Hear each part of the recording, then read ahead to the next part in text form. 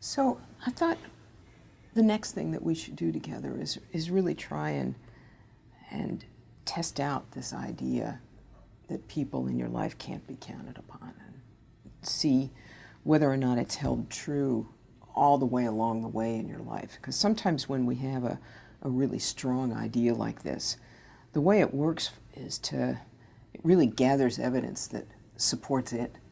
And sometimes what happens is that other evidence doesn't seem to matter very much, or doesn't even get picked up when this belief is really strongly active. It's kind of like a prejudice that you have about yourself or about other people. And so one of the things that sometimes really helps in working on this is to do something I call a continuum. And what this line is it's actually a representation of reliability. It's how reliable somebody is. And here we have 0% reliable, just somebody who's not been reliable at all. And here we have 100% reliable, the most reliable all the time kind of person. And I'm curious about where the important people in your life would go, both past and present, in terms of that. So we start to think about that. Can you think about some important people in your life and where they might fit on this line? Sure. I would have to say that the most reliable person in my life is probably my mother. So she would probably set the mark at 100. She'd be 100% reliable. You could really count on her no matter what. No matter what, yeah. Okay. Okay, great. So she's there. And then looking at the other side of the spectrum that's not reliable at all, that'd have to be my father. Okay. So we've got these two polar opposites, right? And I wonder if we could sort of fill out a little bit in between. And then towards the not so reliable part would also be my ex-girlfriend. What would you say? She's probably more like around 20%. What about her makes her different from your dad? Like, well, I really can't ignore the good times that we had together. She was my best friend, like I said at the beginning, even though it kind of ended really on a sour note and things weren't the same after that. She's still not exactly as bad as my father was. So in the years that you were together before things changed or didn't go well at the end, there were certain things that she was able to do that you could count on her for? Sure. Okay. So we'll put Julie here, and it's interesting to hear you remember that part. You know, when you're thinking about her with Renee standing there in the doorway, how is she looking at that moment? Yeah, it kind of changes things, so that having a little more perspective, you can really see that there were some things about her that were not completely unreliable. Right. Okay. Who else? How about when you were a kid, other reliable people? I know that we went to church growing up, and so the people in the church were very supportive and were pretty reliable. They would probably be up around 80 to 90%. Okay. People in church?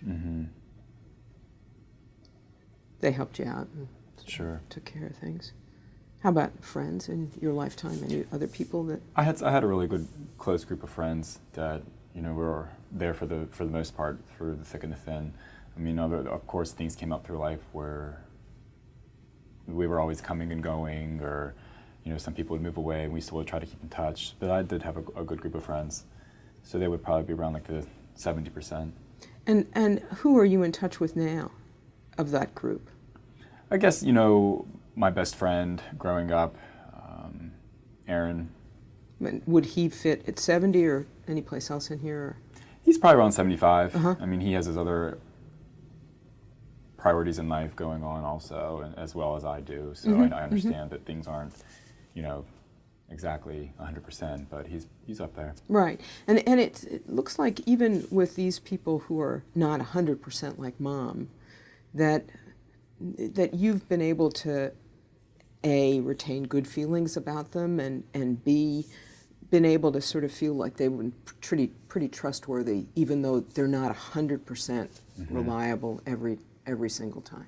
Exactly. Okay, cool. How about anybody else sort of in the lower or middle part of the spectrum? I would have to say, there's people around me in my apartment complex that I know that we're not exactly, I would say, friends, but that they just don't seem to be people that I would associate with, or they're very loud, they're very obnoxious at times, and so like having been around them, I realized they're pretty low on the spectrum also. Of being counted on, you wouldn't ask them to be somebody who was in your corner. Exactly. And where would they be number-wise? Probably 30. Okay.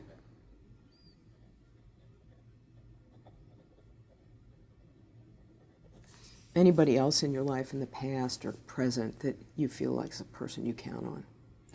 Well, I mean, now that we've been working together for the past couple weeks, I feel like that we've developed a working relationship, and that you've really helped me make some progress since I've been here in the city. And so I would definitely have to, put you on this list. Well, that's great. I'm glad to hear that. Where would I fit? I would say, I understand that we, had to reschedule some things a couple times, but things come up, and we always have to work around things, and definitely up there around 85%. Well, I'm glad you'd put me up there, even though we've had a couple of bumps. That's great. Okay, that's me. Anybody else you think belongs here? No one else really comes to mind. Okay. So now we have this really sort of absolute statement. People can't be counted on. That you've been collecting information about. And if you were going to look at really this whole spectrum of people that have been in your life, both past and present, what might be another way, if you were considering all of this? Does this seem accurate? And if not, what might be a new idea that really takes into account all of this information? Well, I guess I can't say that blanketly statement that people can't be trusted or counted upon, because I do have some people in my life that clearly have proven to be there for me. So I would say that, there are people that you can count on in your life. Okay. But at the same time, there's also people that are not as reliable. Okay.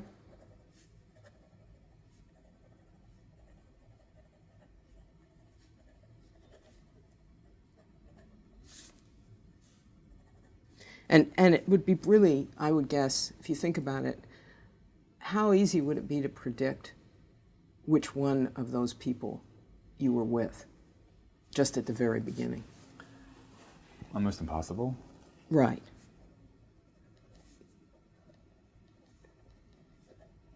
So there are people you can count on in your life, and at the same time there are people who won't be so reliable. Right. It's hard to know that when you just first meet somebody, how they're going to be down the road. You can't know in the beginning.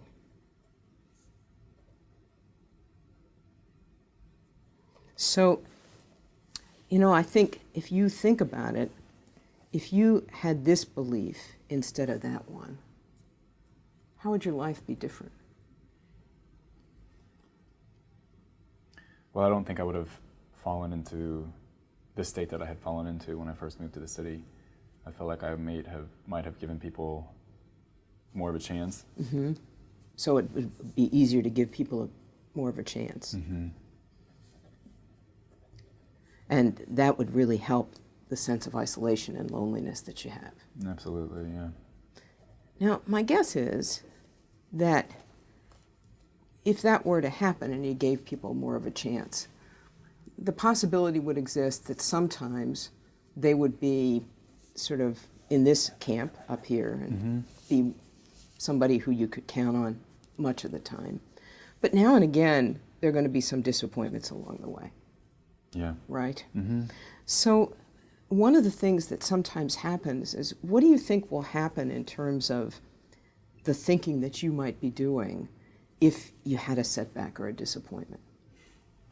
Well, it seems like whenever I do have setbacks or things don't go according to how I envisioned them, I find myself reverting back to that same thought of Right. not wanting to trust people. Right. Right. That's sort of a muscle that you've exercised a lot of times, Yeah. right? Yeah. It's one that you've really looked for evidence about for a long period of time, and it makes sense that you would have had such a strong idea like that to begin with. But what our job really needs to be is, it seems to me, is to help you to operate as if this belief was true, and then help you to get more resilient when setbacks happen, so that you can look at other information when this thought comes up, and you could operate in the world in a way that would have you be less lonely, and potentially find the people out there who are going to be more in your corner, you know. And I think that takes courage, but it's a lot more enjoyable and a lot less lonely to have a life with people in it, you know.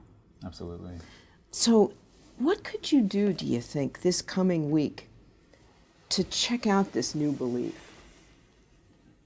Well, like, I could go on more lunch outings with some people at work. Okay, so you could say yes to lunch.